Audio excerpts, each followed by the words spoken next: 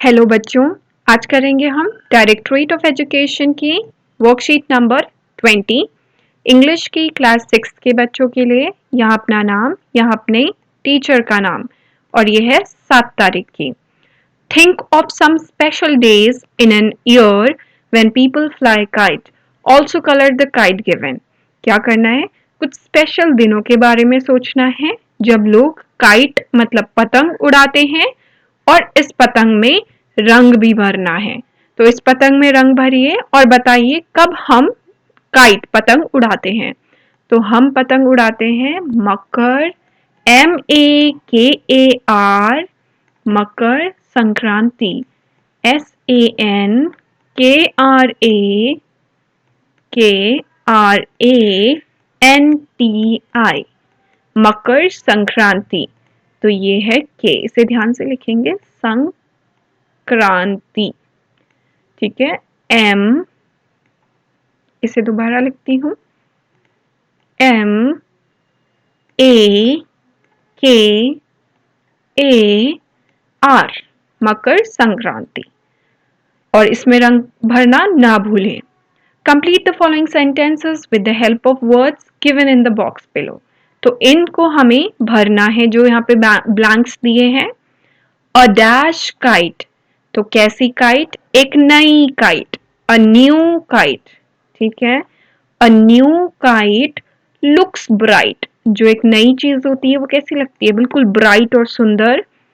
वैसे ही नई पतंग एकदम चमकती है स्काई में, आसमान में, as it dips and dives, जब वो आसमान में उड़ रही होती है ना, ऊपर नीचे जा रही होती है, तो वो बहुत सुंदर, बहुत चमकती है।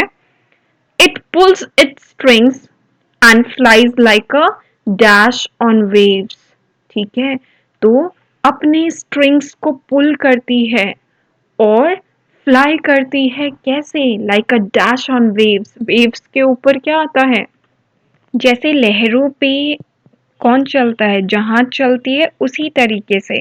तो यहाँ पे it pools it strings and flies like a ship on waves, जैसे लहरों पे शिप चलती है, जहाज चलता है, उसी तरीके से पतंग आसमान में उड़ती है। The wind helps it ride, वो हवा के कारण उड़ पाती है।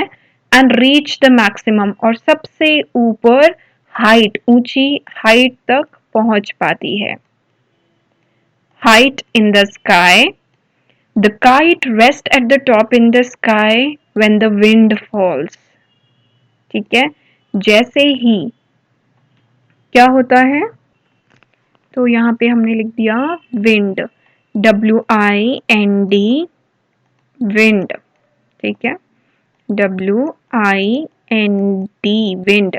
तो काइट रेस्ट करती है टॉप में इन द स्काई जब विंड फॉल करती है।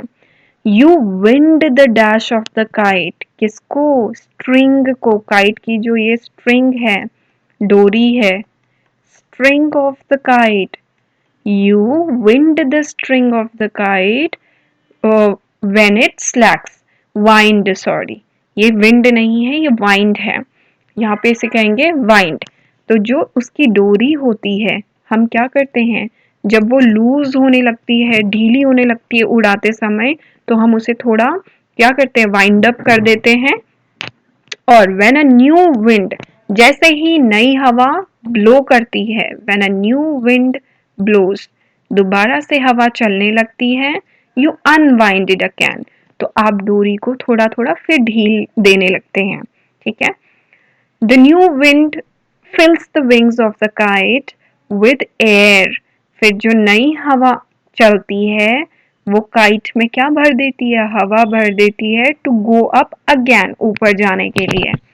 तो यहाँ पे क्या है, एक नई पतंग चमकती है आसमान में जब वो नई होती है, और it pools it's strings and flies like a ship on waves, जैसे शिप, जैसे जहाज क्या करती है, लहरों के ऊपर जाती है, उसी तरीके से हवा में, आसमान में पतंग उड़ती है। द विंड, और हवा उसको ऊपर मैक्सिमम हाइट तक पहुंचने में मदद करती है।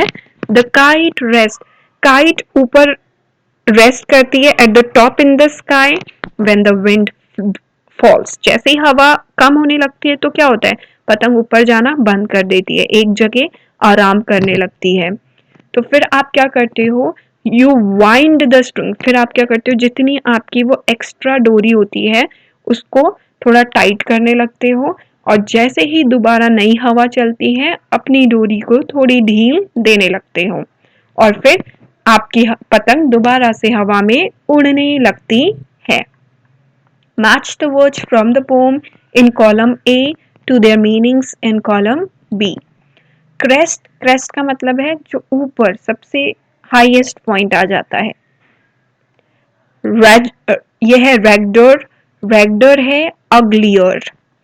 फ्लैप्स, फ्लैप्स का हो गया फ्लटर्स। स्लैक, स्लैक का हो गया लूज, ढीला। Pick and write the rhyming words with the help of the poem. तो हमें राइमिंग वर्ड्स पिक करने हैं, मतलब तुकबंदी वाले शब्द। न्यू, न्यू का क्या लिख सकते हैं आप, न्यू। फ्लू, फ्लू या blue, FLEW flu, BLEW blue, दोनों ही करेक्ट है। फिर है अगला ब्लोज, ब्लोज का हो सकता है शोज। फिर है टेल, टेल का आप लिख दीजिए मेल या बेल। सी, सी का हो गया बी, हनी बी होती है ना जो मधुमक्खी, वो। और कोविड से बचने के लिए मास्क जरूर पहने।